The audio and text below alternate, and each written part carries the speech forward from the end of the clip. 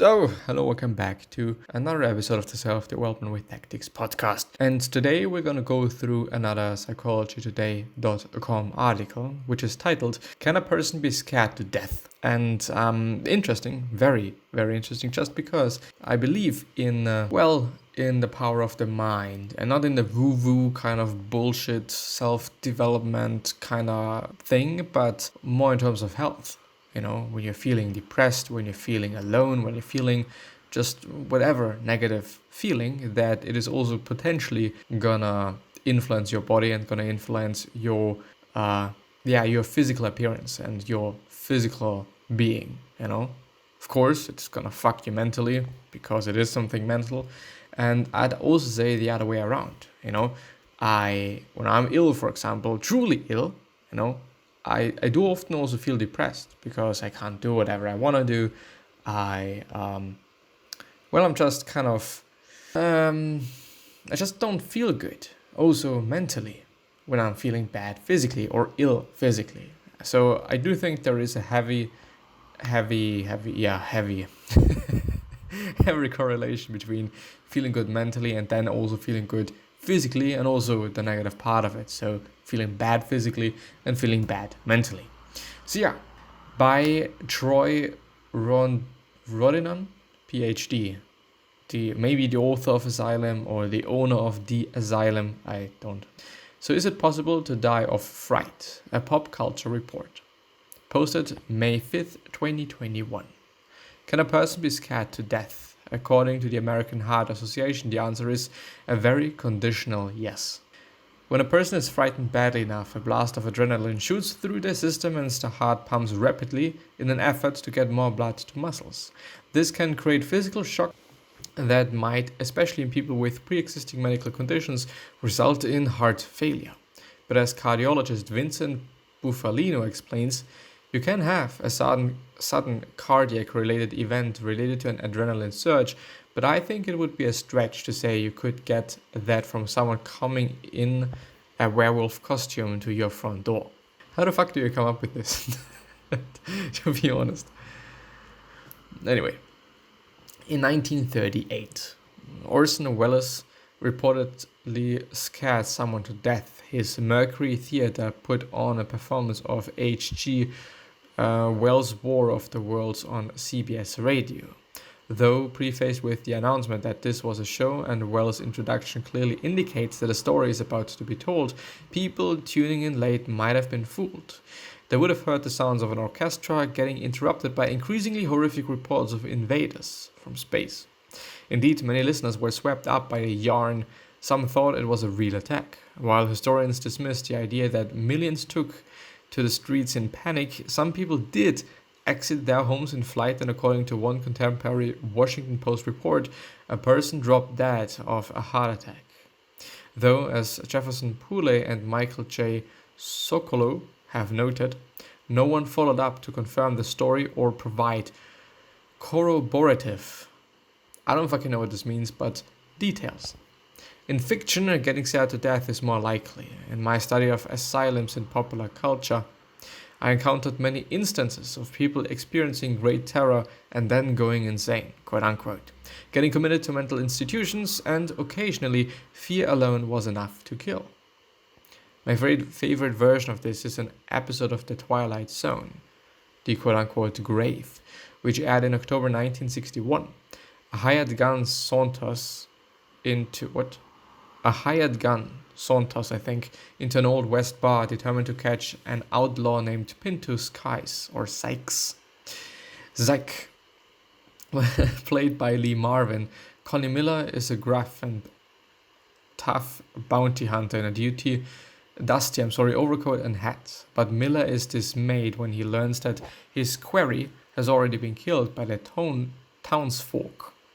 He spent the past 4 months tracking Sykes, only to arrive a day late. Worse, he learns that Sykes, on his deathbed, had called him a coward. Very important notice, so very important fact or whatnot. So things heat up when a bar patron challenges Miller to visit the Betty's grave and stab a knife into the dirt. Sykes had prophesied that he would reach up and grab Miller if he dared to visit him. Miller wants everyone to know that he is no coward. He takes the bat and heads out to the cemetery at midnight. Very important, at midnight. Not at night, not in the morning, but at midnight. Once at the cemetery, Miller meets the dead man's sister, who creepily tells him her brother is waiting for you. At the grave, he tentatively, I guess, pokes the knife into the earth and then lifts it and stabs with full force. So just trying out things, He begins to rise, but is yonked downward. The next day, the townsfolk visit the grave to find Miller still there, dead as a doornail. Someone explains that Miller had caught his coat tail with his blade. The wind whipped it underneath, and he then died of fright. But Sykes' sister points out that the wind is blowing the wrong way. It seems Sykes had reached up and grabbed the coat himself. The tale told in the quote-unquote grave is older than the Twilight Zone. Versions of it had been in print for at least several decades, but it feels even older than that. However, in 1961, it had new urgency. Americans stood above their own potential grave. The world was at the brink of nuclear war. Children practiced ducking and covering under school desks literally 5 days before the grave aired. A standoff at the Berlin Wall saw American and Soviet tanks facing off, ready for battle, after an East German border guard tussled with an American official. The quote-unquote grave surely resonated, and not merely as a well-told scary story. At, at that dreadful moment in history, who would not see in the brush gun-toting Connie Miller version of ourselves? A big, loutish giant, bristling with armaments, yet totally helpless in the face of impending annihilation. In a Cold War landscape of mutually assured destruction, and attacked by one superpower would trigger the dead-handed retaliation from the utter, ending everything. As in 1938, when Hitler was on the rise and the Depression had yet to release its hold, in 1961, fear traveled far and wide, helped along by popular media. As Rod Serling might say, when looking up being scared to death, it's perhaps best to begin in the Twilight Zone. Well, thanks for the ad, motherfucker. Well written, gotta be honest. Well written by Troy Rondinone, PhD, professor of history at Southern Connecticut State University, is the author of Nightmare Factories, The Asylum in the American Imagination. Great, the more we know, Now we know that, no, it doesn't work, but yes, it does work. I actually don't know what I've learned now, but who cares? It is what it is, Where's the beauty in all this ugliness? Let's actually have a look at this article. Maybe we can find something. What is going on? We Have to Find It, by David B. Seaburn, PhD, LMFT. Well, whatever this stands for, I don't know. I stood with my wife in a Museum of Modern Art in New York with a group of other admirers, all of us mesmerized by the startling, swirling beauty of a Van Gogh's Starry Night. I stepped forward as close as possible to study the bold brush strokes, the thickly layered paint, trying to imagine the darkness and the light, the tortured vision that created this beauty. In a letter to his brother Theo, or Theo actually, since it's Netherlandish. Anyway, Van Gogh wrote, "This morning I saw the countryside from my window a long time before sunrise, with nothing but the morning star, which looked very big. The window from which he gazed was at the St. Paul Asylum in the south of France, where he sought respite from years of emotional torment." Yeah, he actually indeed was in therapy, but in the end, as people might know, or as you might know, he killed himself, and he also cut off his ear. I think he shot himself, even though I guess, well, are people sure that he actually killed himself? I am actually not quite sure. I think that I do kind of have a feeling that there is a certain discussion of whether it was actually himself or he was killed and whatnot. Like, I'm not quite sure, but I think he killed himself, period. Beauty from such suffering. While we looked on appreciatively at his masterpiece, we received 2 text messages, one from our son-in-law, the other from our niece.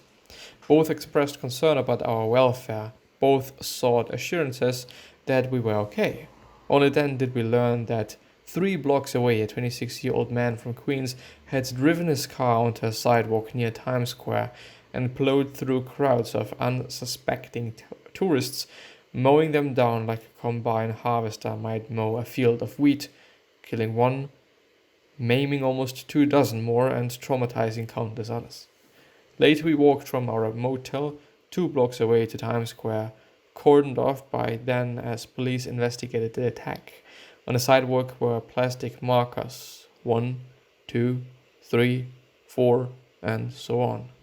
Beyond them, the man's car rested awkwardly, impaled on one of dozens of bollards installed to thwart truck bombers. Actually, indeed, looks strange anyway. I looked for the beauty in this ugly suffering, but I couldn't find none. Is there actually a point there? Because I have a little bit of a time concern here, because my space might be too long of a recording, if this makes sense. And this, by the way, is amazing art. I appreciate it. I don't know why, but well, I'm gonna skip something. I don't know if it is important. All of this made me think of another striking sculpture we had seen at the Museum of Modern Art. It was an untitled piece by Lee Bodikou, an artist who lived in the East Village in the early 60s. She took abandoned canvas from the laundry below her apartment and stretched and rolled it across steel coils, fastening it all together with metal and wire. It is both inviting and threatening. Its center a deep black hole. She fashioned it in 1961, a year marked by intense anxiety. The Bay of Pigs invasion in Cuba failed, the US sent its first troops to Vietnam, and construction of the Berlin Wall began. Of her piece, she said, "My concern is to build things that express our relations to this country, to other countries, to this world, to other worlds, to glimpse some fear, hope, ugliness, beauty, and mystery that exists in us all and which hangs over all young people today."